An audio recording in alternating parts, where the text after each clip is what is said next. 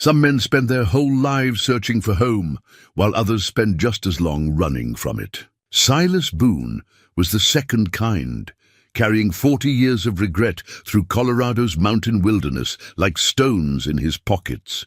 At 68, he lived alone with his hound Rufus, trapping and hunting in the high country where memories couldn't follow. When he traded his last $30 for a worthless canyon deed, folks in town laughed at the old fool. The land was nothing but rocks and dust, they said, but Rufus knew better. The dog started circling the cliff edge, whining and scratching at stones. When Silas followed, he found a hidden passage behind the rockfall.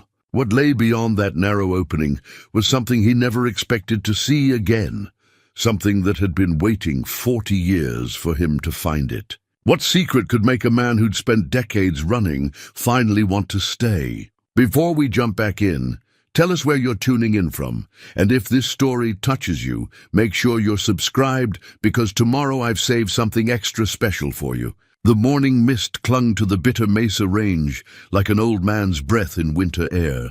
Silas Boone stepped from his weathered cabin into the pre-dawn darkness, his boots finding familiar purchase on the frost-covered porch boards. At 68, his body moved with the careful precision of someone who understood that a careless step in the high country could mean death. But his hands remained steady, his eyes sharp as winter sky, and his weathered face bore the deep lines of a man who had learned to read the mountain's moods like scripture. Rufus emerged from beneath the porch, stretching his grizzled frame and yawning. The old hound was near 12 now, grey muzzle and knowing eyes that had seen more wilderness than most men ever would. Together, they had worked these mountains for 8 years, since Silas found him as a half-starved pup wandering the high meadows. Now they moved as one entity, each anticipating the other's thoughts and movements. The cabin sat at 9,000 feet, tucked into a grove of ancient pines that had withstood centuries of wind and weather. Silas had built it himself, log by log, when he first came to these mountains 4 decades ago. It was solid work, tight joints and careful craftsmanship that spoke to skills learned in another life before the running began. Inside, the walls were lined with his accumulated possessions, traps hanging from pegs, a rifle rack holding 3 well-maintained weapons, shelves lined with preserved food and medical supplies, and in the corner, a leather-bound journal where he recorded the mountain's daily offerings. The journal was perhaps the only luxury he allowed himself. Each evening by lamplight, he would write brief observations, weather patterns, animal movements, the subtle signs that marked the changing seasons. His handwriting was careful, measured, as if the act of recording these simple facts anchored him to something larger than his solitude. The entries never mentioned the past, never spoke of the life he had left behind. They were purely about survival, about the present moment and the next day's necessities. This morning's routine began as it had for 40 years. Check the weather, assess the wind, plan the day's work. The beaver traps down by Miller Creek needed attention, and he had spotted elk sign yesterday that warranted investigation. Winter was still months away, but in the high country, preparation was everything. A man who waited until the first snow to ready himself was a man who wouldn't see spring. Silas pulled on his worn leather coat, the same one he had carried from his previous life. It bore patches and careful repairs, testament to its journey through decades of hard use. In its deep pockets, he kept the essential tools of his trade: skinning knife, small hatchet, lengths of rope, and always the brass compass that had belonged to his father. The compass was the only thing he allowed himself to keep from before, the only connection to family that he carried in the daylight hours. As the sun crested the eastern peaks, painting the sky in shades of rose and gold, Silas and Rufus began their descent toward the valley. The trail was steep and rocky, requiring attention, even from someone who had walked it thousands of times. But there was peace in the routine, comfort in the familiar rhythm of walking stick against stone. The soft pad of Rufus's paws on the pine needle carpet.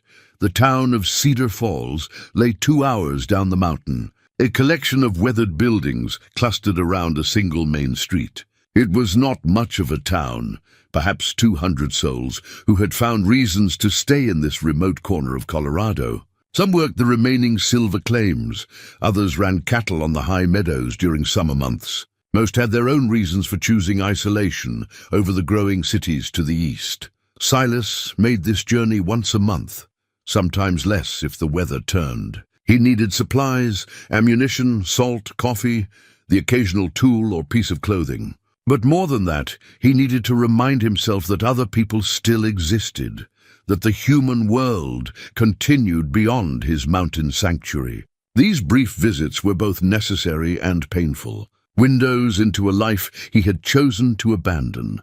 Martha Henley ran the general store, a sturdy woman in her 50s who had never married and never felt the need to explain why. She had known Silas longer than anyone in town, watching him arrive all those years ago with the hollow look of a man fleeing something terrible. She never asked questions, never pushed for details about his past. In return, he paid his bills in cash, caused no trouble, and occasionally brought her wild honey or a choice cut of venison. "Morning, Silas," Martha said as he entered the store, bell jingling above the door. "Rufus looking well." "Morning, Martha. Need the usual supplies?" His voice carried the careful neutrality of someone unaccustomed to conversation. Not unfriendly, but guarded, as if too many words might reveal more than he intended. "Coffee's gone up again." "Supply wagon's been having trouble with the pass roads." She moved efficiently behind the counter, gathering the items he always purchased. They had done this dance so many times that few words were necessary. Dr. Henderson emerged from behind a shelf, a tall man with gentle eyes and silver hair. He had been the town's physician for 30 years, tending to everything from mining accidents to difficult births. He nodded to Silas with the respect one reserved for a man who asked nothing of the world and gave no trouble in return. "Silas, knee holding up after that fall you took last spring?" "Well enough." Silas's response was brief but not dismissive. Doc Henderson was one of the few people in town who had earned his grudging respect. The man had patched up half the mountain folk over the years, never judging, never demanding payment from those who couldn't afford it. Good to hear. Mountain life's hard enough without fighting your own body. As Martha tallied his purchases, Silas found himself studying the bulletin board near the door. Land sales, mining claims, notices of cattle drives and seasonal work. Most of it held no interest for him, but one notice caught his attention.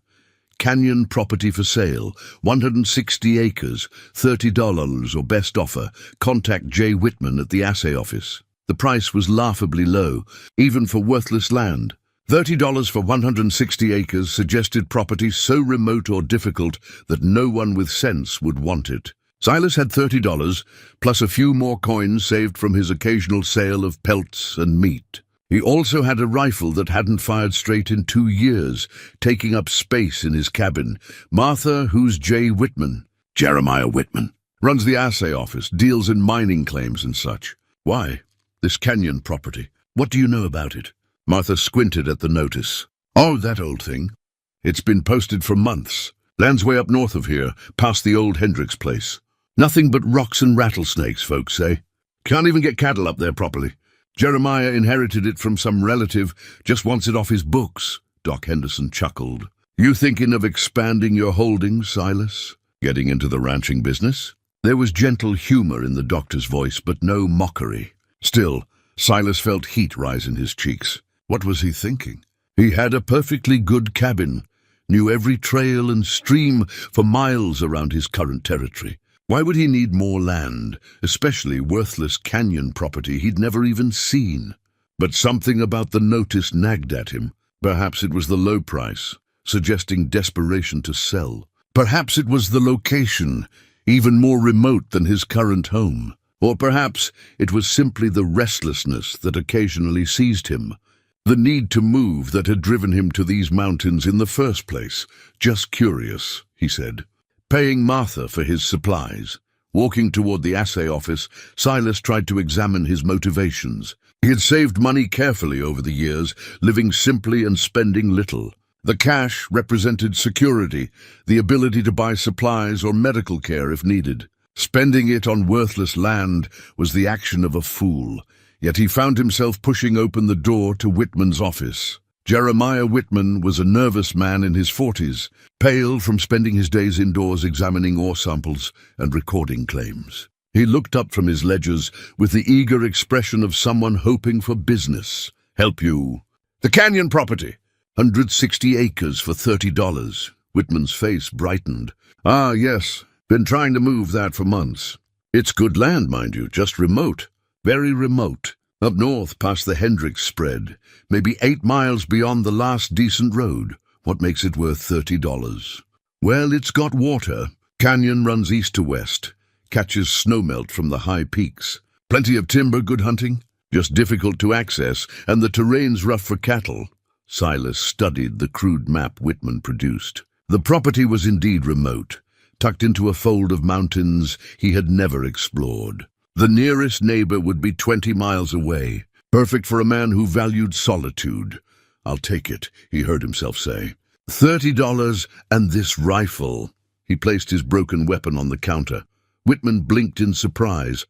"You sure? Don't you want to see it first?" A man can always use more space between himself and the world. 20 minutes later, Silas emerged from the office with a deed to land he had never seen. In exchange for money he could ill afford to lose, and a rifle that couldn't hit a barn from 20 paces. Martha and Doc Henderson watched from the store window as he loaded his supplies and prepared for the journey home. "Think he's lost his mind?" Martha asked. "Maybe," Doc Henderson replied thoughtfully. "Or maybe he's finally found something he didn't know he was looking for." The return journey up the mountain gave Silas time to question his impulsive decision. 40 years of careful living, of measured choices and calculated risks, and he had just spent his savings on land sight unseen. Rufus seemed to sense his master's unease, staying closer than usual as they climbed the familiar trail. But as they reached the cabin and Silas unloaded his supplies, he found himself studying the deed with growing curiosity. Tomorrow, he decided, he would explore his new property. After 4 decades of running from the past, perhaps it was time to run towards something new. The leather journal received a longer entry that evening. "Purchased Canyon property today. 160 acres, North Range. We'll investigate tomorrow." Rufus seems interested in the deed, keeps sniffing at it like it carries a scent worth following. Outside, the mountain wind carried the sound of distant thunder, and Silas found himself wondering what secrets lay hidden in the red rocks and pine shadows of his new domain. The morning dawned crisp and clear, the kind of day that made the high country feel like the roof of the world. Silas packed light for the journey to his new property: water, jerky, his good rifle, and the basic tools he might need to clear a trail or mark boundaries. The deed remained folded in his shirt pocket, a tangible reminder of yesterday's inexplicable decision. Rufus bounded ahead with unusual energy, as if he sensed adventure in the air.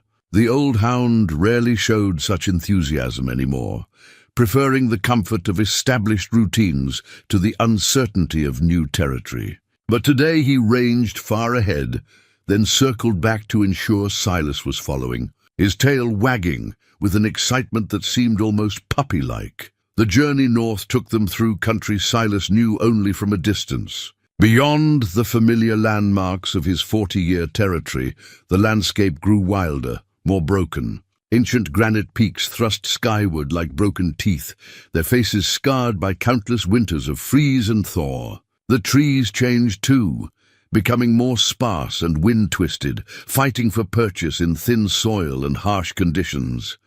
3 hours of steady walking brought them to what the deed described as the southern boundary. Silas consulted his father's compass and the crude map Whitman had provided, trying to orient himself in the maze of ridges and valleys. The property was supposed to extend from this rocky outcrop northward into a canyon system that cut deep into the mountain's heart. What he found exceeded his expectations. The canyon opened before them like a hidden world, its red sandstone walls rising several hundred feet on either side.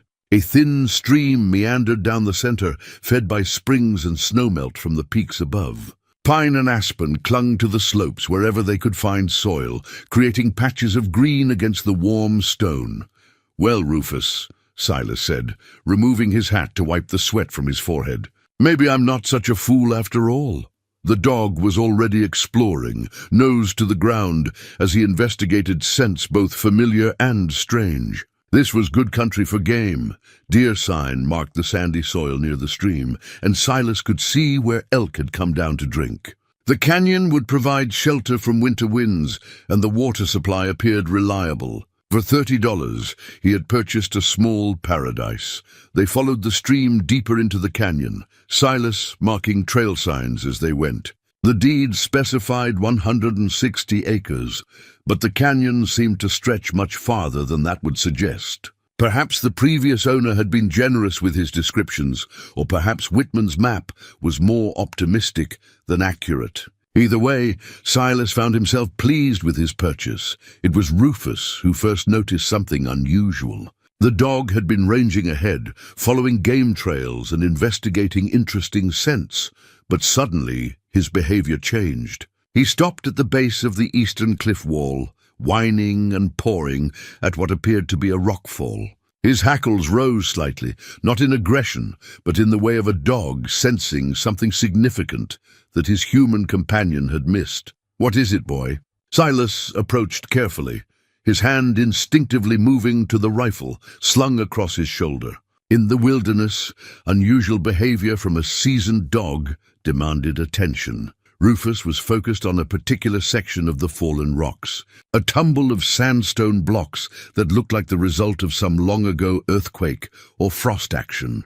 But as Silas examined the area more closely, something seemed wrong with the pattern. Natural rockfalls had a certain randomness to them, stones settling where gravity and chance dictated. This pile looked almost deliberate, as if someone had arranged the larger blocks to create a barrier. The dog continued his agitated circling, occasionally stopping to scratch at specific stones. His behavior reminded Silas of the time they had discovered a cave full of hibernating bears, urgent, insistent, demanding human attention for something beyond normal dog concerns. Silas began moving some of the smaller rocks, following Rufus's lead.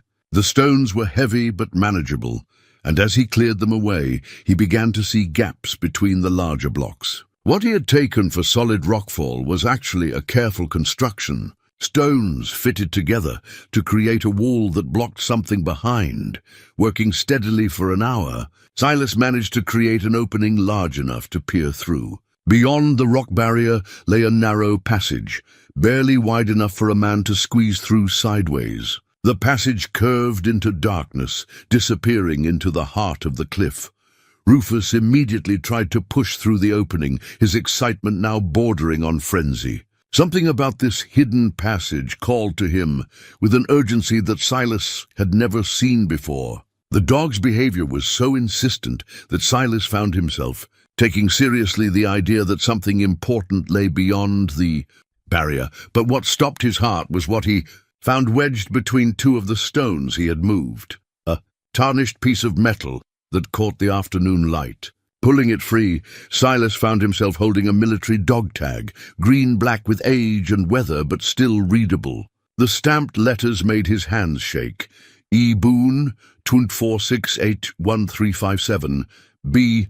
Methodist, Elias Boone, his brother. His younger brother who had marched off to Vietnam in 1967 and never come home. The brother whose body was never found, declared missing in action and presumed dead after a firefight in the jungle near the Cambodian border. The brother whose loss had sent Silas fleeing to these mountains, carrying 40 years of guilt and unanswered questions. The dog tag felt impossibly heavy in his palm. How could it be here, in this remote canyon that Silas had purchased on a whim? Elias had been 19 when he left for the war, full of patriotic fervor and romantic notions about serving his country. He was supposed to be dead, buried in some unknown grave on the other side of the world. The dog tag should have been in a box with flag and medal, not weathered by decades of Colorado winters. Silas sank to his knees on the rocky ground, the metal warming in his closed fist. Memories flooded back with painful clarity. Elias as a boy, following Silas through the woods behind their family farm. Elias learning to hunt, to fish, to read the signs that nature left for those who knew how to look. Elias arguing with their father about the war, insisting that good men had a duty to serve. Elias promising to write, to come home, to build a life worthy of the Boone family name. The last letter had come 8 months after Elias shipped out. Brief, cheerful, full of reassurances that he was safe and doing important work. Then nothing. Weeks became months, became years of waiting for word that never came. The army eventually sent official notification, missing in action, presumed dead. No body recovered, no final answers.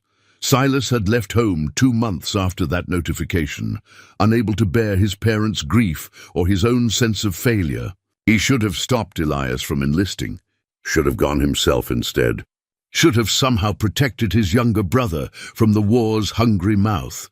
The guilt had driven him to these mountains, where a man could lose himself in the daily struggle to survive. Now, 40 years later, he held proof that Elias had somehow made it home. The dog tag was real, solid, undeniable evidence that his brother had been in this canyon. But when, and why here in this hidden place that Silas had stumbled upon by chance? Rufus was still focused on the passage, whining and pawing with desperate insistence. Whatever lay beyond the rock barrier had captured the dog's attention completely.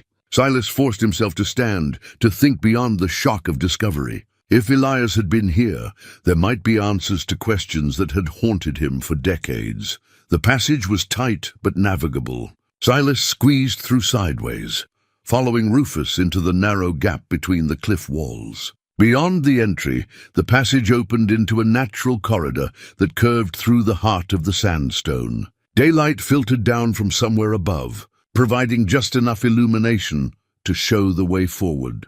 20 yards into the passage, they emerged into something that took Silas's breath away, a hidden valley, completely enclosed by towering cliffs, perhaps 3 acres of level ground covered in grass and wildflowers. A spring bubbled up from the rocks at the far end, feeding a small pond that reflected the sky like a mirror. Ancient cottonwoods provided shade, and the whole valley felt like a secret garden hidden from the world. But it was not empty. At the far end, partially hidden by the trees, Silas could see the outline of a structure. Not a cave or natural shelter, but something built by human hands. Something that suggested his brother had not only survived the war, but had made this impossible place his home. The discovery changed everything. This was no longer about worthless canyon property purchased on impulse. This was about 40 years of grief and guilt, about questions that had driven him to a life of solitude, about a brother who might have been alive all this time, living in a hidden valley that Silas had bought for $30 and a broken rifle. Rufus was already running toward the structure, his purpose clear and urgent. Silas followed, each step carrying him deeper into a mystery that would either heal old wounds or tear them open forever. The structure that Rufus led him to was more substantial than Silas had first glimpsed through the trees. Someone had built a small cabin from native stone and timber, fitting it so naturally into the landscape that it seemed to have grown there rather than been constructed. The workmanship was careful and deliberate, showing skills that Silas recognized. Their father had taught both boys to work with stone and wood, to build things that would last. But as he approached the cabin, Silas noticed other things that made his chest tighten with emotion. A small garden plot, overgrown now, but still showing the careful rows where someone had grown vegetables. A fire ring built from river stones, positioned to catch the morning sun while staying sheltered from prevailing winds. Most heartbreaking of all, a small wooden cross planted in a patch of wildflowers near the spring.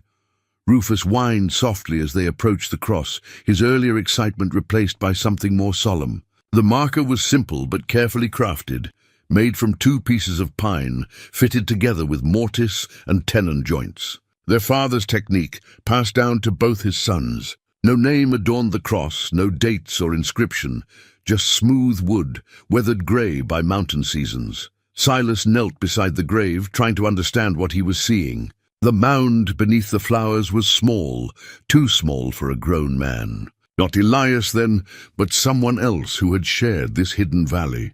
A pet, perhaps, or something more tragic. In this isolated place, any death would have been a profound loss for whoever lived here alone. The cabin door hung slightly ajar, moving gently in the afternoon breeze. Silas approached slowly, uncertain what he might find inside. The structure was clearly old but well-maintained, chinked walls and a solid roof that would shed rain and snow. Someone had lived here, and recently enough that the building showed no signs of abandonment or decay. Inside, the cabin was spartanly furnished but comfortable. A single room with a stone fireplace, a rough-hewn table and chair, shelves lined with preserved food and basic supplies, a narrow bed with military-style blankets, and everywhere signs of careful organization and methodical living that reminded Silas powerfully of their father's influence on both boys. But it was the items on the table that stopped him cold. A coffee cup still bearing dried residue from its last use, a half-finished carving, a small bird taking shape from a piece of aspen, and beside it a knife Silas recognized, the bone-handled skinning knife their father had given Elias for his 16th birthday. Rufus had settled by the fireplace, nose pointing toward a corner where several items lay carefully arranged. Silas followed the dog's gaze and found a small collection that made his hands shake, a photograph of their family farm.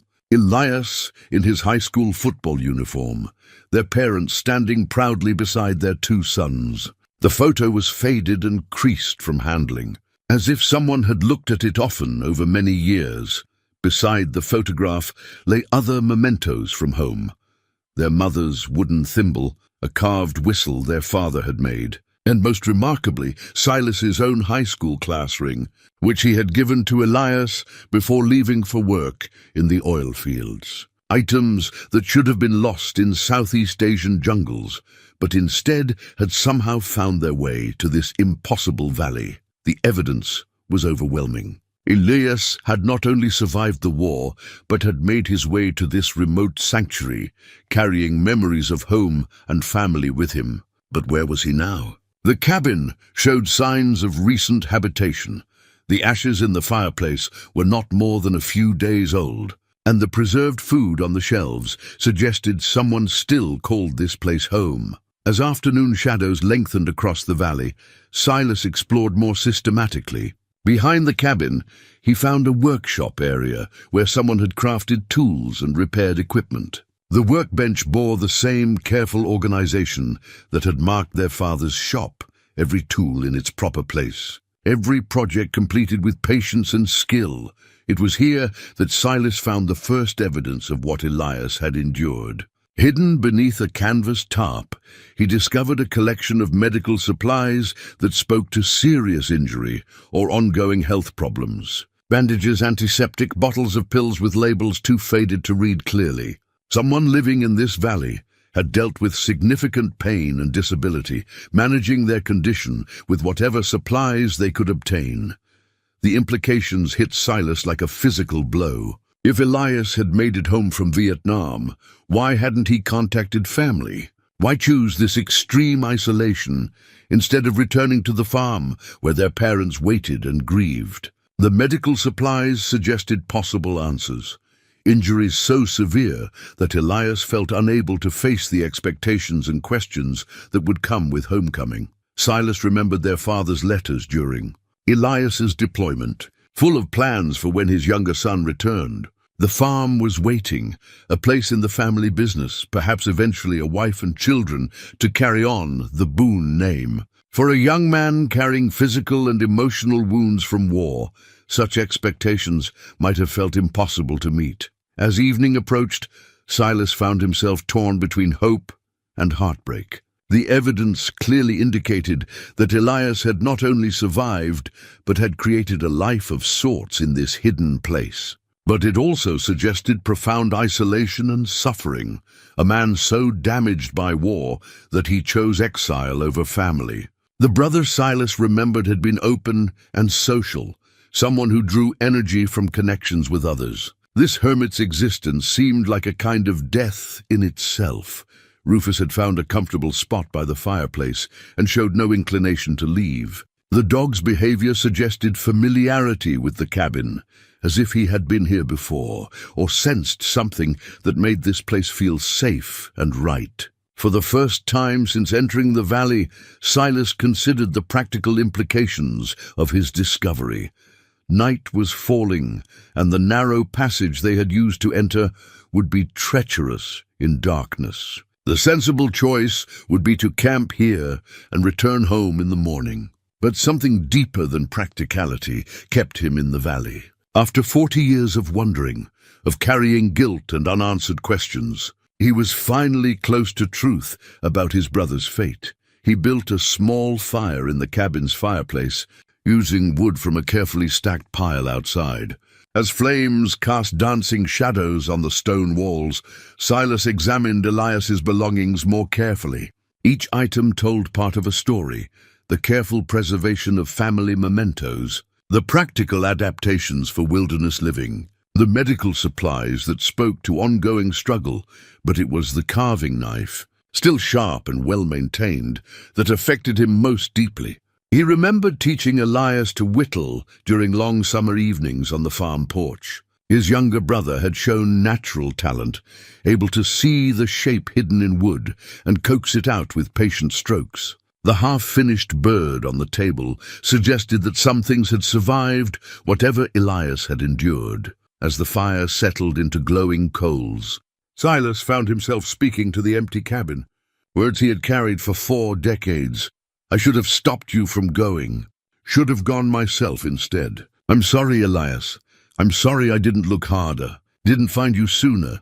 Outside, the mountain wind carried sounds of the night, owls calling across the valley, the distant howl of coyotes, the soft rustle of leaves in the ancient cottonwoods. But for the first time in 40 years, Silas felt something other than guilt when he thought of his brother. Instead of loss, he felt the fragile beginning of hope, hope that somewhere in these mountains, Elias was still alive, still carrying forward the skills and values their father had taught them both.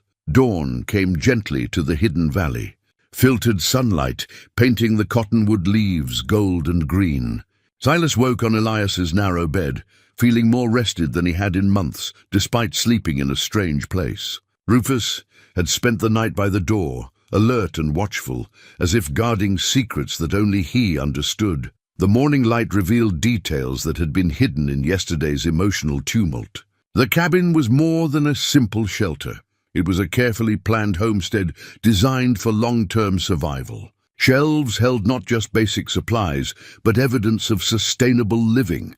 Jars of preserved vegetables, bundles of medicinal herbs, containers of rendered fat and dried meat. Someone had lived here not as a temporary refugee, but as a permanent resident who understood the mountain's demands. It was while exploring a storage area behind the main room that Silas made his most significant discovery. Hidden beneath a loose floorboard, wrapped in oiled canvas, he found a collection of papers that made his hands tremble. Letters, dozens of them, written in Elias's careful script but never sent, all addressed to the same place, the Boone family farm in Kansas. The earliest letter was dated 1971, 4 years after Elias had been declared missing. Silas read with growing amazement and heartbreak, "Dear Mama and Papa, I know you think I'm dead. And maybe that's better than the truth. I made it out of that jungle, but not all of me came home. The doctors in Saigon said I was lucky. Shrapnel missed my spine by inches, but my left leg won't ever work right again. The headaches come and go, and sometimes I lose time, forget where I am. They wanted to send me to a hospital in California, but I couldn't face coming home broken." The words blurred as Silas continued reading. Letter after letter revealed Elias's journey from military hospital to rehabilitation center, to finally walking away from all official help. He had drifted west, working odd jobs when his injuries allowed, eventually finding his way to Colorado's high country, where a man could disappear if he chose. "I found a place where nobody asks questions about the past." There's a valley here that feels like the farm, protected and quiet. I think I could make a life here, away from expectations and disappointment.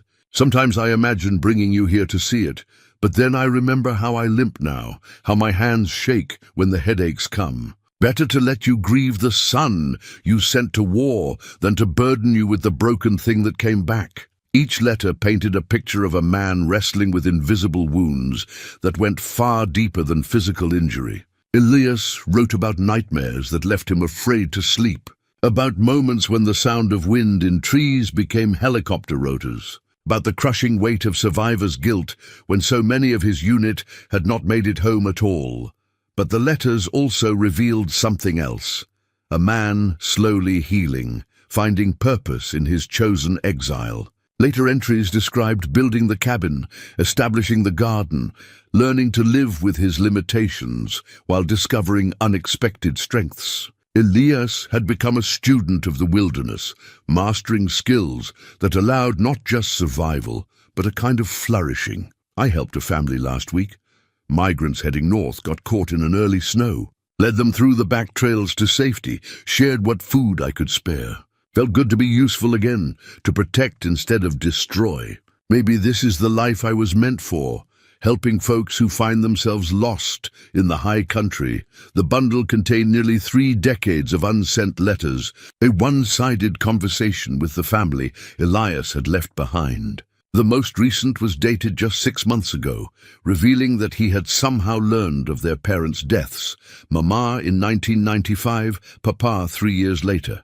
Both had died believing their younger son was buried in some unknown grave half a world away.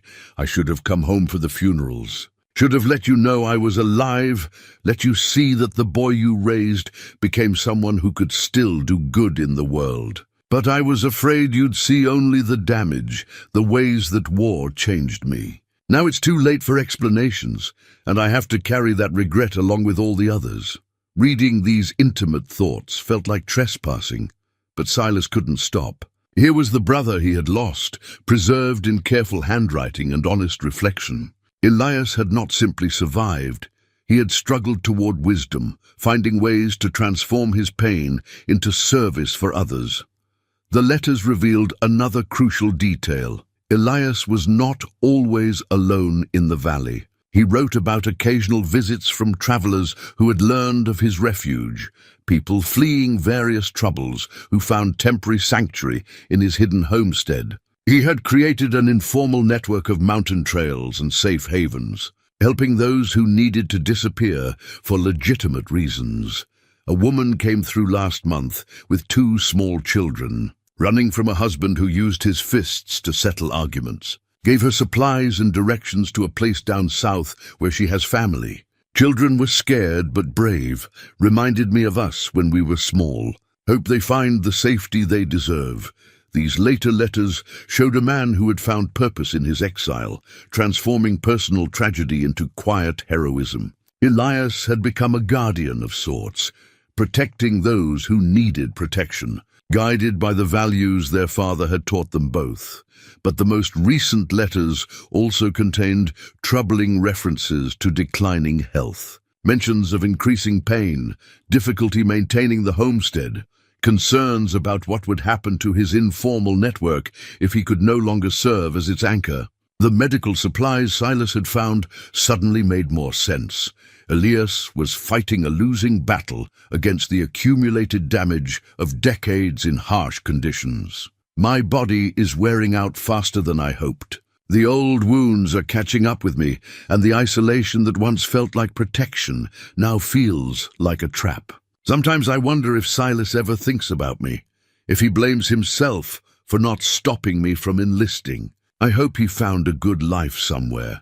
Hope he didn't waste years carrying guilt that belongs to me alone. Silas set down the final letter with tears in his eyes. All these years, both brothers had carried the same burden of guilt and regret, each believing he had failed the other. Elias thought he had disappointed the family by coming home damaged. Silas thought he had failed by letting his brother go to war. Neither had understood that love doesn't require perfection, only presence.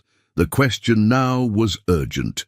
Where was Elias? The letters suggested he still lived, but the cabin showed signs of recent departure. Had he gone for supplies, sought medical help, or had his declining health finally forced him to abandon the valley that had been his sanctuary for so many years? Rufus had been exploring the area around the cabin, following scent trails that meant nothing to human senses but clearly told stories to his experienced nose. When he returned, his behavior was different, alert but not alarmed, as if he had found something important but not dangerous.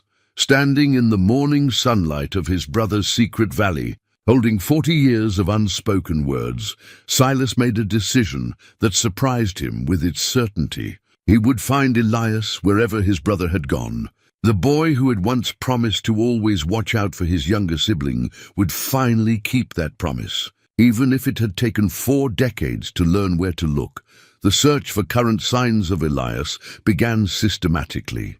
Silas had learned tracking from their father, but 40 years in the mountains had refined those skills into something approaching art.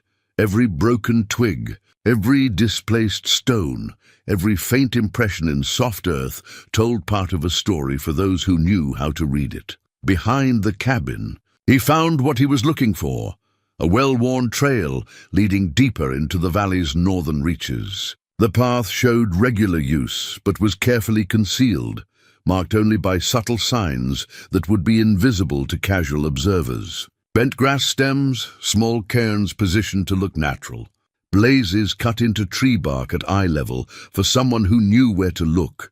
But it was what he discovered an hour up the trail that truly amazed him, a detailed map carved into a flat section of granite, protected from weather by an overhanging ledge. The carving showed an intricate network of trails, caves, springs, and hidden passages that connected this valley to dozens of remote locations throughout the mountain range. Each route was marked with symbols that gradually became clear to Silas: safe camping spots, reliable water sources, dangerous areas to avoid, and most importantly, places where travelers could find help. Elias had created something remarkable, an underground railroad for the modern age, a network of hidden paths and safe havens for people who needed to disappear or move unseen through the wilderness. The carved map represented decades of exploration and careful documentation, turning the harsh mountain country into a refuge for those who had nowhere else to turn. The symbols brought back memories of their childhood, when their father had taught them to read the landscape like a book. Old Ezra Boone had been a man who understood that knowledge shared was knowledge preserved, and he had passed on skills learned from his own father, who had guided wagon trains through hostile territory in an earlier generation. Looking at Elias's map, Silas realized his brother had honored that tradition, adapting ancient skills to modern needs. Following one of the marked routes, Silas discovered the first of what would prove to be many waypoints in Elias's network. Hidden in a grove of aspen trees, camouflaged to look like a natural rock formation, was a cache containing basic supplies, dried food, medical supplies, warm clothing, and a waterproof container holding written instructions in Elias's careful script. If you found this cache, you're probably in need of help. Take what you require, but leave something for the next person who might need shelter. The trail marked with 3 stones leads to water. The trail marked with crossed sticks leads to safer ground below tree line. Trust the mountain, respect other travelers, and remember that kindness is the only currency that never loses value. The note was signed simply EB and dated just 2 months earlier. Elias was not only alive but actively maintaining his network, continuing his quiet mission of helping lost and desperate people find their way to safety. Over the next several hours, following the carved map's guidance, Silas discovered cache after cache, each carefully positioned and regularly maintained. Some were simple supply drops, others were more elaborate shelters capable of housing a family for several days. All showed evidence of recent use and careful stewardship, but it was at the 4th cache that Silas encountered proof of his brother's continuing work. A family of 3, mother, father, and teenage daughter, was resting in the shelter when he approached. They looked up with alarm at his sudden appearance, clearly people accustomed to viewing strangers as potential threats. "Easy," Silas said, raising his hands to show he carried no weapon. "I'm not here to cause trouble. Name's Silas Boone." The man relaxed slightly at the name. "Boone? You related to the fellow who set up these waypoints?" "He's my brother." "Haven't seen him in some time. Wondering if you folks might have encountered him recently." The woman spoke up, gratitude evident in her voice. 3 days ago. We were lost, scared, didn't know these mountains at all. Your brother found us stumbling around in the dark, led us to safety. Saved our lives, probably." Her husband nodded agreement. "A quiet man, didn't ask questions about why we were traveling or where we were headed. Just made sure we had food and directions. Told us about these caches in case we needed help along the way." "Can you describe him?" Silas asked, his heart beating faster. "Older fellow, your age maybe. Walks with a limp, favors his left leg. Grey hair, beard. Thin like he doesn't eat enough, but strong. Knew these mountains like they were his backyard." The description matched what Silas expected. But hearing confirmation that Elias was not only alive, but actively helping people filled him with emotions he couldn't quite name. Pride, certainly, but also sadness for the decades of separation, and determination to bridge the gap that had kept them apart. He mentioned where he was headed. Silas pressed. The teenage daughter, who had been silent until now, spoke up. Said something about checking on someone up north. Talked like he was worried about them, like they might need help. This was the first concrete lead Silas had found. If Elias was traveling north to help someone, there might be a pattern to follow. Other people in his network who could provide information. The carved map showed several northern routes, each leading to different destinations in the high country. "These waypoints," Silas asked, "how long has this system been operating?" "Don't know for sure," the man replied, "but we heard about it through people who help folks in our situation. Word gets around quietly. If you need to disappear for good reasons, there's a guardian angel in the Colorado mountains who'll see you through safely. Your brother's got quite a reputation among people who need help. After sharing some of his own supplies with the family and ensuring they had clear directions for their onward journey, Silas continued following Elias's trail system. Each new discovery added pieces to a picture of his brother's life that was both inspiring and heartbreaking. Elias had transformed his own pain and isolation into a force for protecting others, but he had done it alone, carrying burdens that should have been shared. The carved map revealed routes leading to places Silas recognized from local stories. Hidden valleys where cattle rustlers had once hidden stolen herds. Old mining camps abandoned when the ore played out. Natural caves that provided shelter from winter storms. Elias had explored this entire region systematically, cataloging every resource that might prove useful to someone in desperate need. As afternoon shadows began lengthening, Silas realized he was following more than just physical trails. He was tracing the path of a man who had found a way to transform personal tragedy into something meaningful, who had turned his own exile into a lifeline for others. The brother he remembered had always been generous and protective. War had damaged him, but not destroyed the essential goodness that their parents had nurtured. Standing at a high overlook where one of Elias's trails offered a panoramic view of the mountain range, Silas understood something that had eluded him for 40 years. His brother had not disappeared.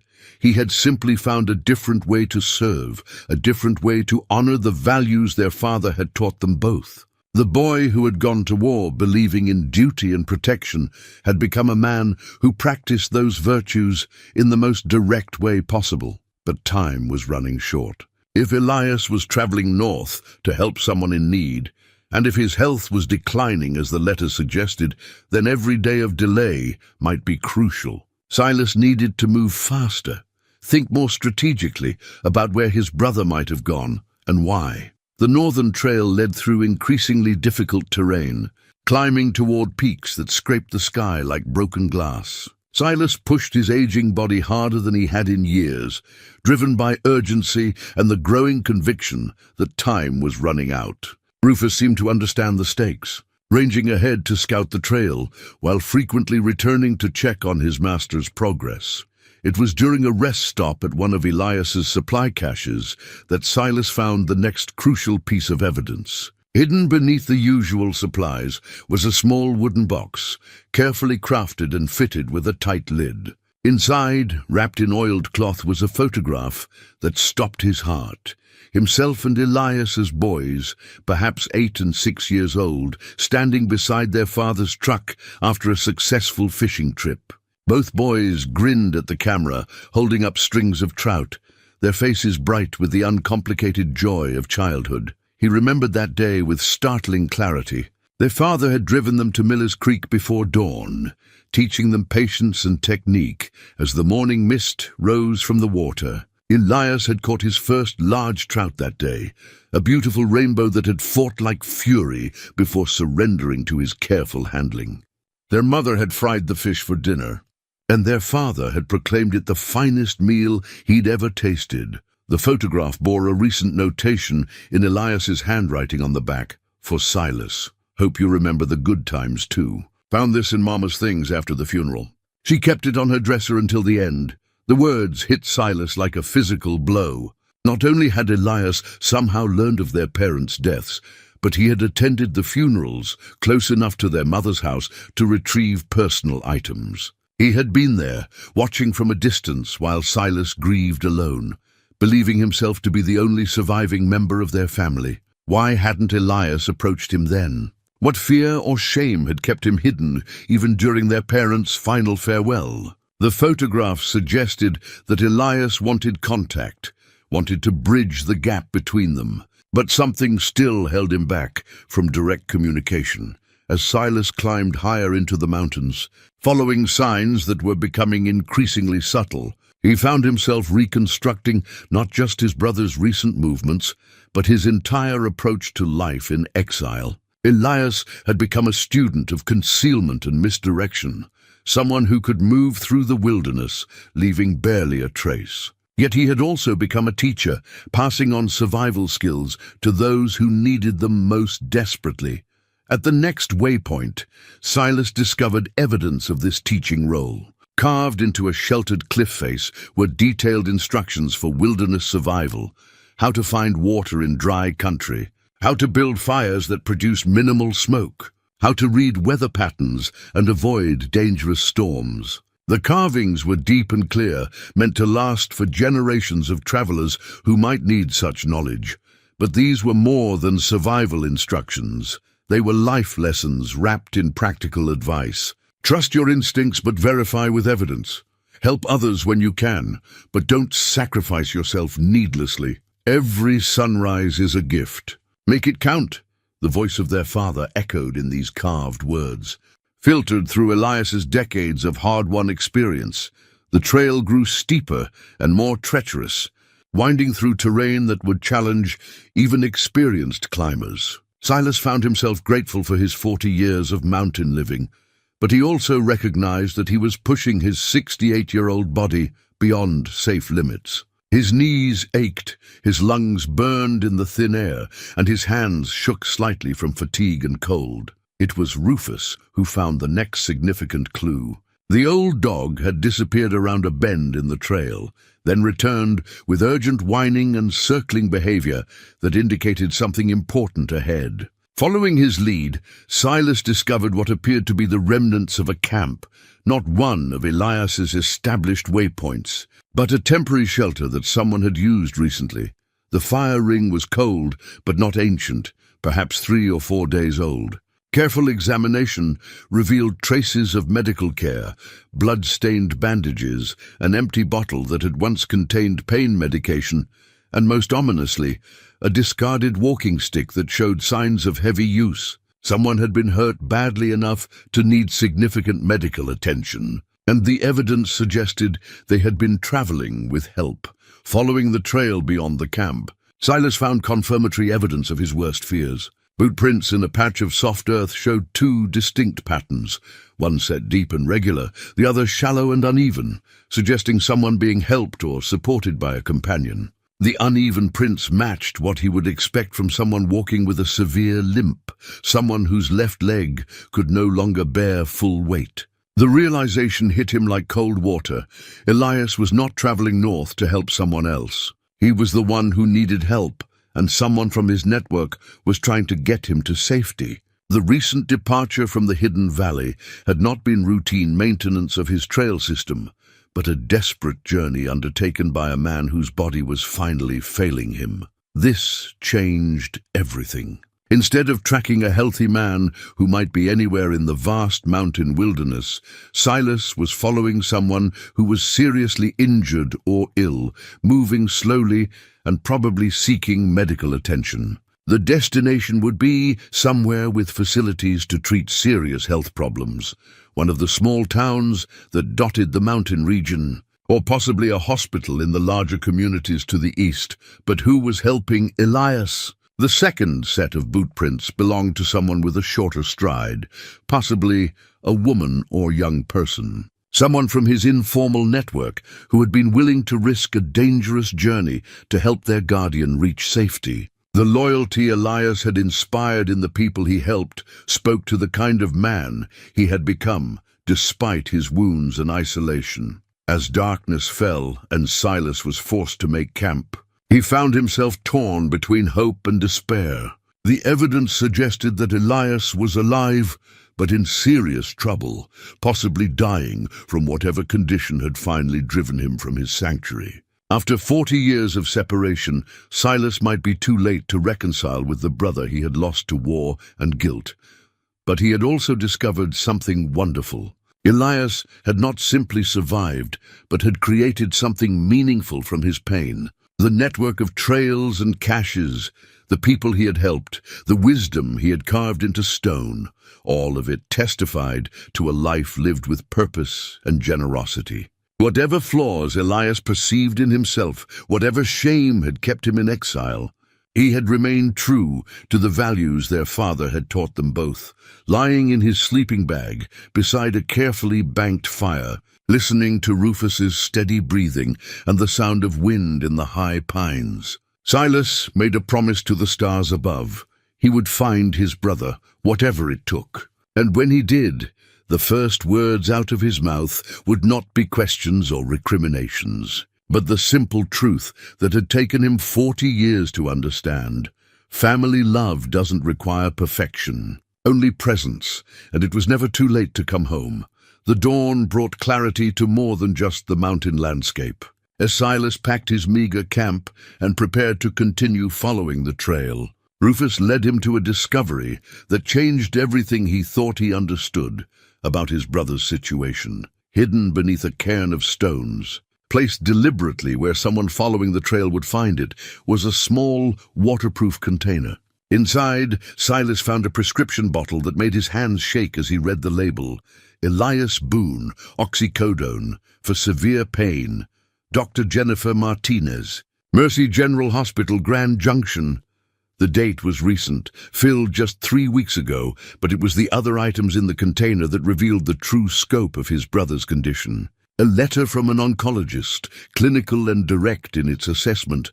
Mr. Boone, the cancer has progressed beyond our ability to treat effectively. We estimate perhaps 2 to 3 months remaining. I strongly recommend you consider hospice care to manage pain and maintain quality of life for whatever time you have left. The letter was dated 6 weeks ago. If the doctor's timeline was accurate, Elias had perhaps a month to live, maybe less. The prescription bottle was nearly empty, suggesting either that his pain was accelerating or that he was rationing medication to make it last longer. Either possibility painted a picture of a man fighting a losing battle against time and suffering. Silas sank to his knees on the rocky ground, overwhelmed by the implications. All these years, he had imagined finding his brother healthy, ready for reconciliation and the possibility of shared remaining years. Instead, he was pursuing a dying man who had kept his condition secret, who was spending his final weeks trying to reach where. And why had he left the hidden valley that had been his sanctuary for so many years? The answer came in the form of additional papers tucked beneath the medical documents. Maps, Not of Elias's trail network, but of a different region entirely. The area around Cedar Falls, where Silas had lived for 40 years. Detailed sketches of his cabin, notes about his daily routines, observations about his health and habits. Elias had been watching him, studying him, planning something that required intimate knowledge of his older brother's life. One document made Silas's breath catch in his throat. A crude will, written in Elias's careful handwriting and signed just 1 month ago. I leave my hidden valley and all its improvements to my brother Silas Boone, who I hope will continue the work of helping travelers find their way home. The trail network and supply caches are documented in the maps sealed with this will. May he find in this inheritance not burden, but blessing. Elias was dying, and he was trying to reach Silas to transfer responsibility for his life's work. The canyon property that Silas had bought for $30 was apparently just the beginning. Elias owned or controlled vast sections of the mountain wilderness, all of it dedicated to providing sanctuary for those who needed to disappear or travel unseen. But there was more. A letter addressed directly to him, sealed but not yet delivered. Silas, if you're reading this, then you found the valley and followed my trail. I hope it means you understand what I've been trying to build here, what I hope you might be willing to continue. The cancer is moving fast now, and I don't have time for the careful approach I've been planning. I need to see you, need to explain things while I still can think clearly. I know you've been alone up there for 40 years, same as me. I know you blame yourself for letting me go to war, same as I blame myself for going. Maybe it's time we stopped carrying that weight separately and started sharing the load. I've got something important to pass on, something bigger than either of us alone. There's a girl helping me now, Anna. Lost her family in a car accident, been living rough in the mountains for 2 years. Reminds me of us when we were young, stubborn and proud, and afraid to ask for help. She's the one guiding me towards Cedar Falls, though she doesn't know why. Told her I need to see a friend before I die. If something happens to me before I reach you, take care of Anna. She's got the skills to help maintain the network if you'll teach her the bigger picture. And don't blame yourself for whatever you find when you catch up to us. I made my choices 40 years ago, lived them the best way I knew how. No regrets about the life I built, only regret that I waited so long to share it with family. The letter was dated 5 days ago, suggesting that Elias and his young companion were still somewhere ahead on the trail. But the prescription bottle being nearly empty, combined with the evidence of increasing difficulty in their tracks, suggested they were moving slowly and with great effort. Silas forced himself to think, practically despite the emotional weight of discovery. If Elias was trying to reach Cedar Falls, there were only a few routes that would be manageable for someone in his condition. The main road was out of the question, too exposed, too likely to encounter people who might ask difficult questions. But there were old mining roads and hunting trails that a skilled mountaineer could navigate, especially with local help. The mention of Anna intrigued him. Someone young enough to navigate difficult terrain, experienced enough to keep a dying man moving through wilderness, loyal enough to undertake such a dangerous journey without understanding its full purpose. Elias had found someone to trust with his life, which suggested that his network included more than just casual travelers seeking temporary help. Following the trail with renewed urgency, Silas began to piece together the scope of what his brother had accomplished. This was not just a collection of supply caches and marked trails. It was a complete alternative infrastructure for people who needed to exist outside normal society. Abuse victims fleeing dangerous situations, whistleblowers hiding from retaliation, people caught in legal troubles they couldn't afford to fight, anyone who needed to disappear for legitimate reasons. The network represented decades of careful planning and execution, but it also represented a massive responsibility. If Elias died before passing on crucial knowledge, people's lives could be at risk. The girl, Anna, might know some of the operational details, but she couldn't possibly understand the full scope of what needed to be maintained. As the day progressed and Silas pushed himself to cover ground faster than his aging body wanted to manage, he began to understand the urgency that was driving his brother's final journey.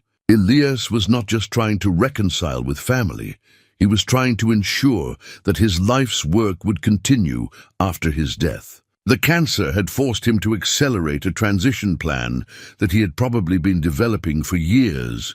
But why Silas? Why choose a brother he hadn't spoken to in 40 years to inherit such a complex and demanding responsibility? The answer came gradually as he reflected on the letters he had found, the careful observations Elias had made of his life. His brother had been watching, evaluating, determining whether the older brother he remembered had retained the values and skills necessary to protect vulnerable people. The isolation that Silas had chosen, the self-sufficiency he had developed, the careful way he interacted with the townspeople of Cedar Falls, all of it suggested someone who could be trusted with secrets, someone who understood that some work was more important than personal comfort or convenience. As evening approached and Silas made camp at another of Elias's waypoints, he found himself facing a truth that was both terrifying and inspiring. His brother was offering him the chance to transform his own life of solitary survival into something with greater purpose. The mountain hermit could become a guardian. The man who had run from responsibility could take on the protection of those who had nowhere else to turn. But first, he had to catch up to a dying man and the young woman who was helping him navigate his final journey home. The trail grew more desperate as Silas pushed deeper into the high country, following signs that spoke of increasing urgency and declining strength. Where Elias's earlier markings had been subtle and carefully concealed, these newer signs showed the work of someone too exhausted or pain-racked to maintain perfect concealment. Broken branches marked turns more obviously, cairns stood higher and less naturally, and the tracks showed longer rest stops at more frequent intervals. It was at one of these makeshift camps that Silas found evidence of just how dire his brother's condition had become. A walking stick, carved from mountain ash and worn smooth by heavy use, lay abandoned beside the cold remains of a fire. The stick bore fresh notches, carefully carved marks that seemed to track something important.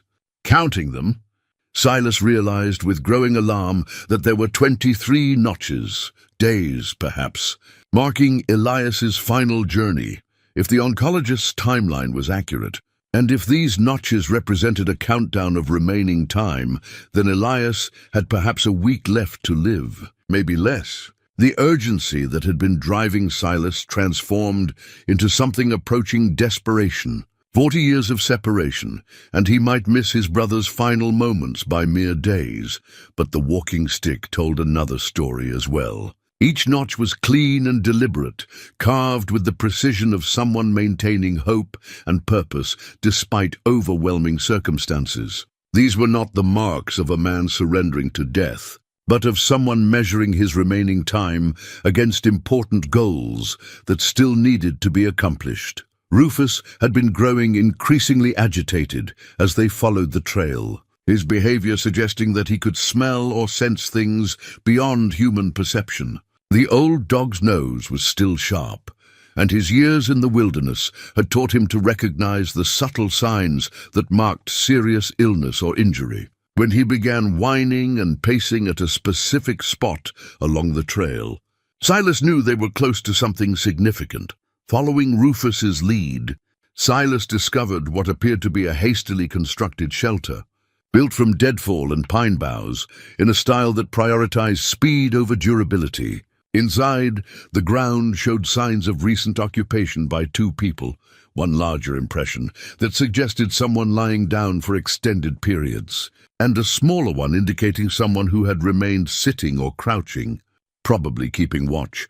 More alarming were the medical supplies scattered around the shelter, empty bandage packages, bloody cloth strips, and an array of bottles and containers that spoke to serious attempts at pain management and wound care. Someone had been hurt badly enough to require emergency treatment, and the amount of medical waste suggested they had been here for at least 2 days, but it was what Silas found. hidden beneath a pile of pine. Needles that truly revealed the scope of the crisis his brother was facing. A piece of bark bearing a message scratched in desperate haste. SB, if you find this, we're heading for the old Hendricks place. E can't travel much farther. Girl knows first aid, but he needs real doctor. Find us before it's too late. A. The message was signed with a single initial, but Silas understood immediately that this was Anna, the young woman Elias had mentioned in his letter. She was trying to get his dying brother to the abandoned Hendricks homestead, probably because it offered better shelter than anything they could construct in the wilderness. But the Hendricks place was still miles away, and if Elias was too weak to travel, they might be trapped there without adequate medical supplies or communication with the outside world. Silas forced himself to think strategically despite his growing panic. The Hendricks homestead had been abandoned for 15 years, but the buildings were still sound and the location was accessible by an old mining road that could accommodate a vehicle if necessary. If Anna was smart, and Elias's trust in her suggested she would be trying to get him there so they could signal for help or arrange medical evacuation.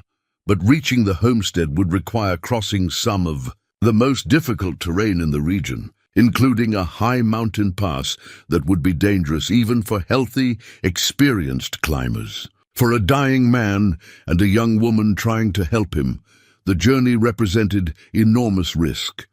The abandoned walking stick suddenly made more sense. Elias had reached a point where even the support of a carved stick was insufficient for the terrain ahead.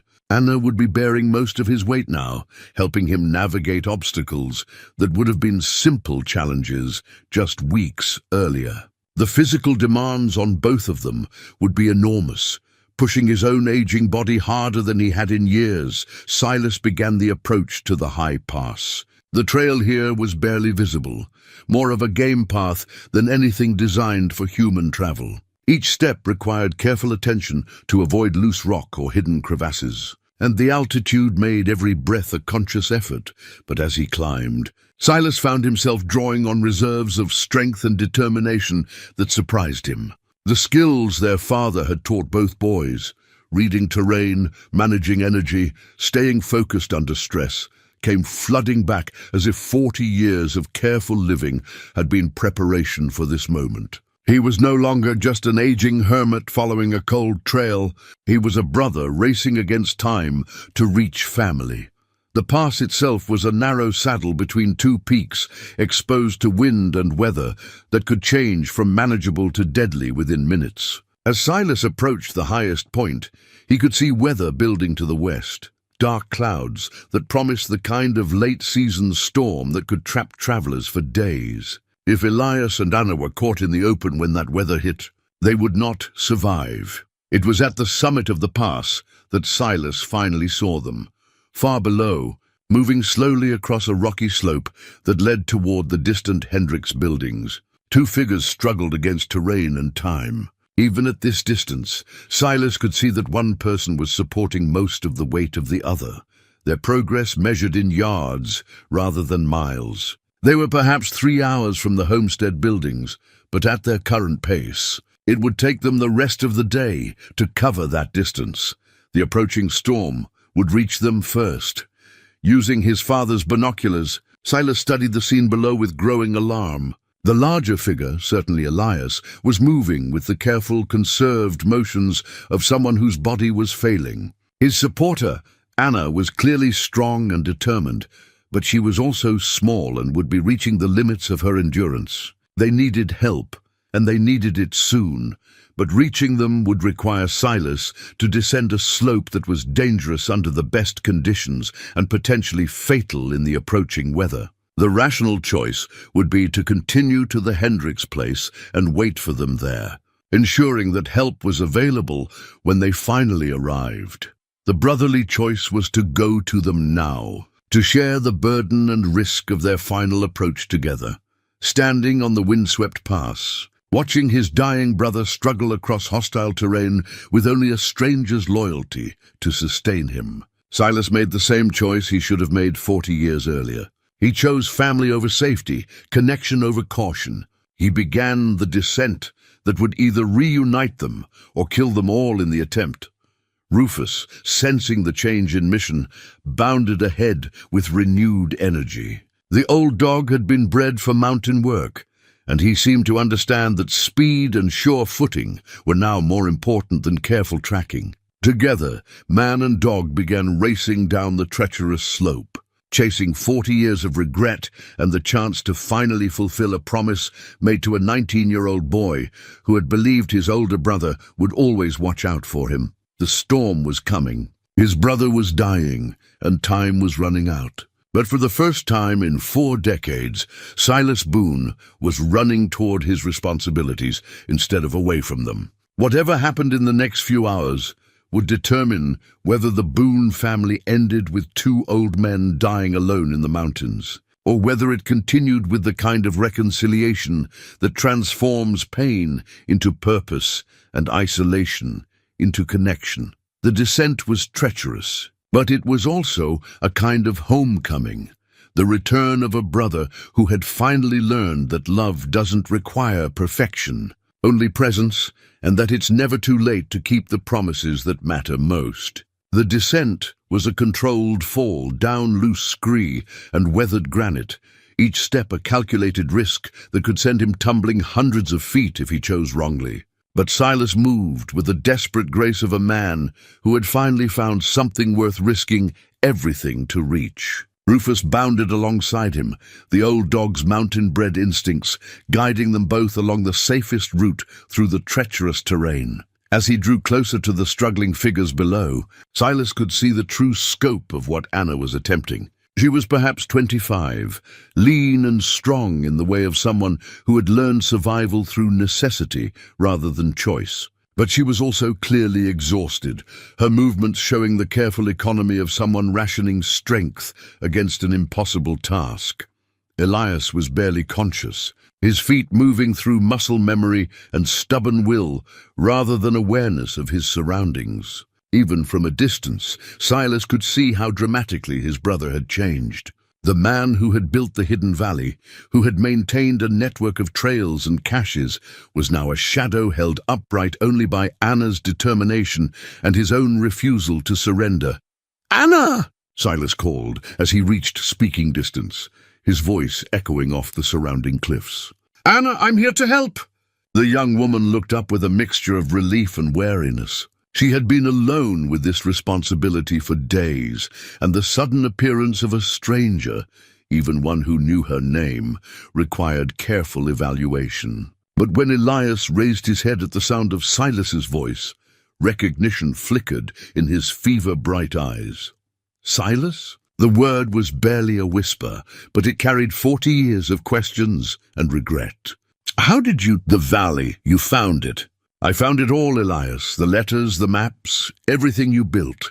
I've been following your trail for days." Silas reached them and immediately moved to support his brother's other side, taking weight off Anna's trembling legs. "We need to get you to shelter before this storm hits." Anna studied him with intelligent eyes that had seen too much hardship for someone so young. "You're the brother he talked about. The one who lives near Cedar Falls." "That's right. And you're the young woman who's been taking care of him." "Thank you for that. Thank you for bringing him home." Up close, Elias's condition was even worse than Silas had feared. His skin was gray with pain and exhaustion, his breathing shallow and labored. The cancer was winning its final battle, but there was still awareness in his eyes. Still, the spark of the brother Silas remembered. "The network," Elias whispered as they began moving again, now with Silas bearing most of his weight. "Anna knows the basics, but the contacts? The safe houses in town you need to know before I can't tell you." "Save your strength," Silas replied. But Elias shook his head with surprising firmness. "No time. Storm's coming, and I might not—" He coughed, a sound that spoke to deep damage in his chest. "Listen, Doc Henderson knows about the network. Been helping for years with medical supplies, no questions asked. Martha, too. She's been forwarding mail to my post office box in Grand Junction." The revelation stunned Silas. The people he had known for 40 years, who had watched him maintain his own careful isolation, had been secretly supporting his brother's work the entire time. The small community he had held at arm's length had been protecting family he didn't even know was alive. Anna spoke up as they struggled across a particularly difficult section of loose rock. There are 13 active safe houses between here and Denver. 17 people in the network who can provide immediate help. Another 40 who can be called on for specific needs. Elias has been training me to take over coordination, but there's too much for one person to handle. That's why I came to find you, Elias said, his words becoming increasingly slurred as the effort of travel sapped his remaining strength. Need someone I can trust, someone who understands what we're protecting. The Hendricks buildings were still half a mile away, but the approaching storm was moving faster than they could travel.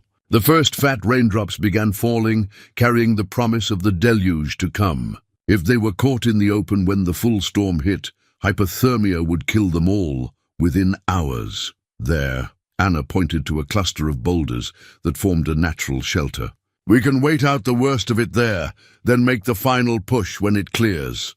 They reached the makeshift shelter just as the rain began in earnest. Huddled together under the rocky overhang, with Rufus pressed against them for additional warmth, Silas found himself finally face to face with the brother he had lost and found again.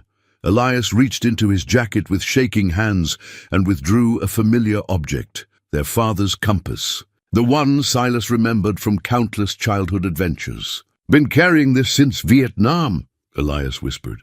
Kept me pointing toward home, even when I was too scared to make the journey. He pressed the compass into Silas's hands, their fingers touching for the first time in 40 years. Your turn to carry it now. Your turn to guide people home, outside. The storm raged with increasing fury, but inside their small shelter, two brothers finally began the conversation that should have happened decades earlier. The storm raged for 3 hours. Giving the brothers time they desperately needed, but had never imagined they would have. Huddled in their rocky shelter with Anna keeping careful watch over both of them, Silas and Elias finally spoke the words that had been waiting 40 years to be heard. I should have stopped you from enlisting, Silas began, the guilt he had carried finally finding voice. Should have found some way to talk you out of it, or gone myself instead. Elias managed a weak smile, his hand still resting on the compass he had passed to his brother. You tried, remember? Night before I left, you sat on the porch until dawn, trying to convince me to wait, to think it through more carefully. But I didn't try hard enough. Didn't fight Dad when he said it was my choice to make. Silas. Elias's voice carried the quiet authority that had made him effective in leading his hidden network. I was 19 and full of righteous fire. Nothing you could have said would have changed my mind. The war was going to happen with or without me, at least by going. I could try to protect other boys who were just as foolish and eager as I was. Anna listened quietly, understanding that she was witnessing something sacred and long overdue. Outside, lightning illuminated the mountain peaks, while thunder rolled through the valleys like the voices of ancient gods settling old arguments. When they told us you were missing, presumed dead, Silas continued, I couldn't handle it. Couldn't face Mom and Dad's grief, couldn't stay in a place where everything reminded me of my failure to protect you, and I couldn't face coming home broken, Elias replied. Couldn't bear the thought of Mom seeing me limp, or Dad trying to pretend that the nightmares and shaking hands didn't matter. Seemed easier to let you all grieve the boy who went to war than to disappoint you with the damaged man who came back. The conversation that followed was both heartbreaking and healing. Elias spoke of his years in recovery, of learning to live with physical and emotional wounds that never fully healed. He described the slow process of finding purpose in his exile, of discovering that his pain could be transformed into protection for others who faced their own desperate circumstances. The first person I helped was accidental, he explained, his voice growing stronger as he shared memories that had never been spoken aloud. Stumbled across a woman and her children hiding in a cave, running from a husband who used his fists to settle arguments. They were scared, hungry, lost. I gave them food and directions to safety, And suddenly, I understood why I'd survived the war. Silas described his own 40 years of careful isolation, of building a life that required nothing from others and offered little in return. I thought I was protecting myself from more loss, he admitted. But I was really just protecting myself from living. Anna interjected softly. Elias talks about you all the time. How you taught him to track, to read weather, to think 3 steps ahead in dangerous country. He said you were the best brother a boy could ask for. Then why didn't you ever approach me? Silas asked. All these years you were watching, you knew where I lived. Why not just knock on my door? Elias was quiet for a long moment, gathering strength for what might be his most important words. Because I was afraid you'd see what the war had done to me and decide it wasn't worth the trouble. Easier to love a memory than a broken reality. You fool, Silas said with rough affection. You magnificent, stubborn fool. Do you think I cared about your limp or your scars? Do you think any of that mattered compared to having my brother back? The storm began to subside as Elias shared the details of his network, the people who could be trusted, the resources available, the delicate balance of secrecy and effectiveness that kept vulnerable people safe. Anna added her own knowledge, describing the organizational systems she had helped develop, the communication methods that allowed coordination without detection. It's bigger than just the mountain region now, Elias explained. We have connections to similar networks in other states, other countries even. People helping people disappear when they need to, when staying visible means staying in danger. And you want me to take this on? Silas asked, overwhelmed by the scope of responsibility being offered. I want us to take it on, Elias corrected. Anna's young and strong and smart, but she needs someone with experience and patience to teach her the deeper skills. You've got 40 years of mountain wisdom and a lifetime of keeping secrets. Together, you can keep this going after I'm gone. As the last echoes of thunder faded and stars began appearing through breaks in the clouds, Elias reached into his pocket and withdrew a final item, a new wooden sign, carefully carved during his final weeks in the Hidden Valley. It read simply, Boone Canyon Way Station, all travelers welcome. Been working on this for months, he said, pressing it into Silas's hands along with the compass.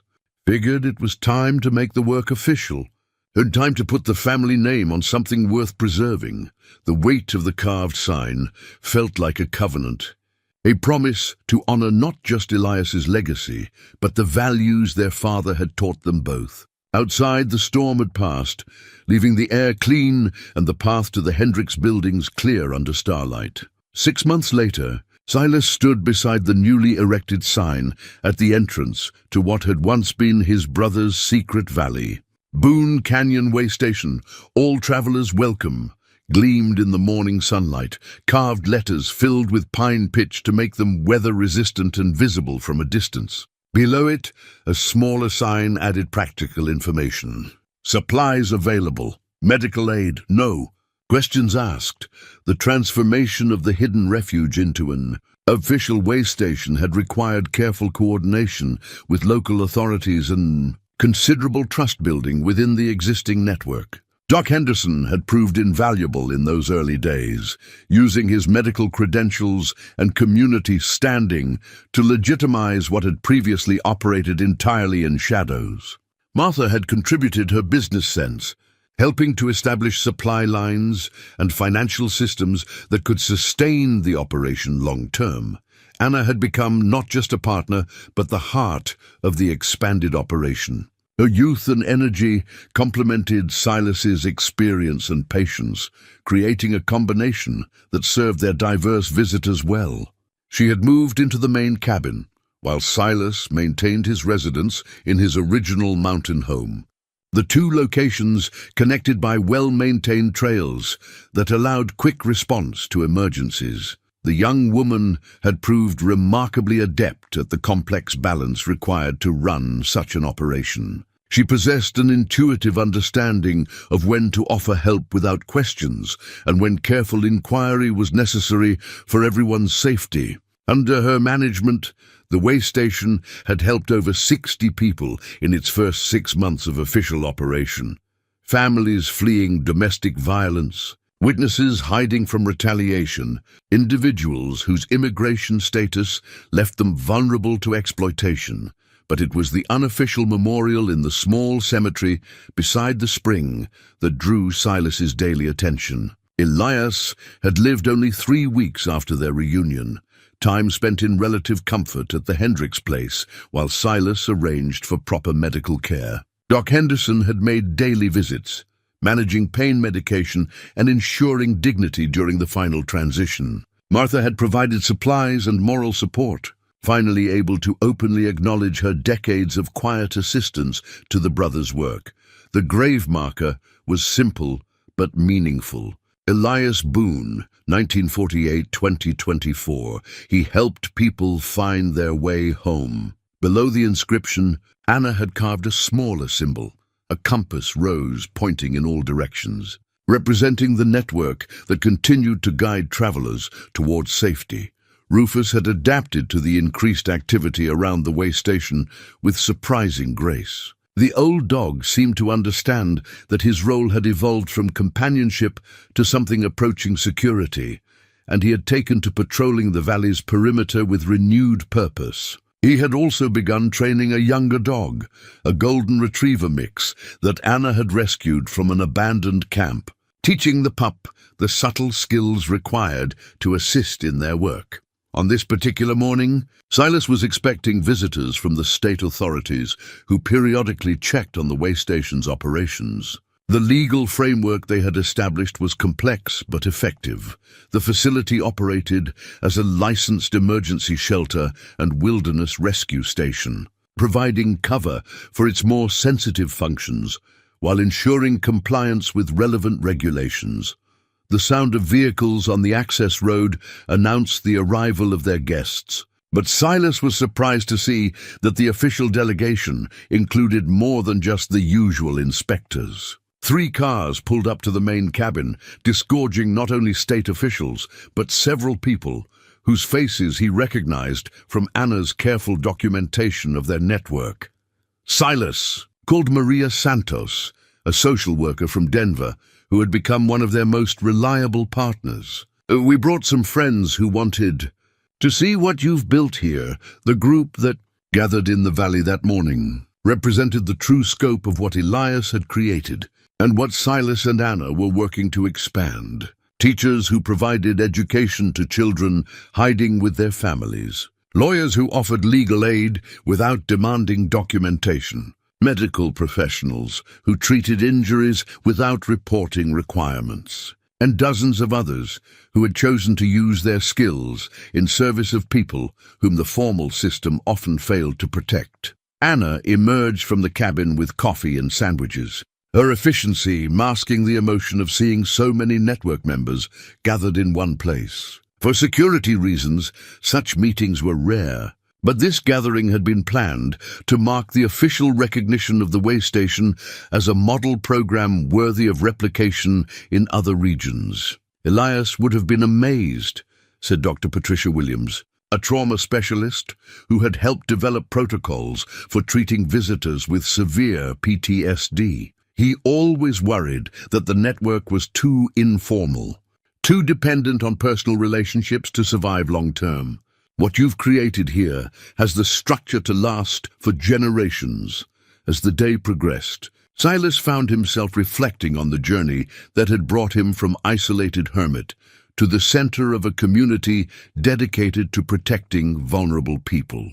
The $30 canyon purchase that had seemed like foolish impulse 6 months earlier had become the foundation for work that touched lives across multiple states. Late that afternoon, after the visitors had departed and the valley had returned to its normal quiet, Silas and Anna sat beside Elias's grave, watching the sunset paint the canyon walls in shades of gold and red. Rufus dozed nearby, while his young apprentice practiced the patient alertness that their work required.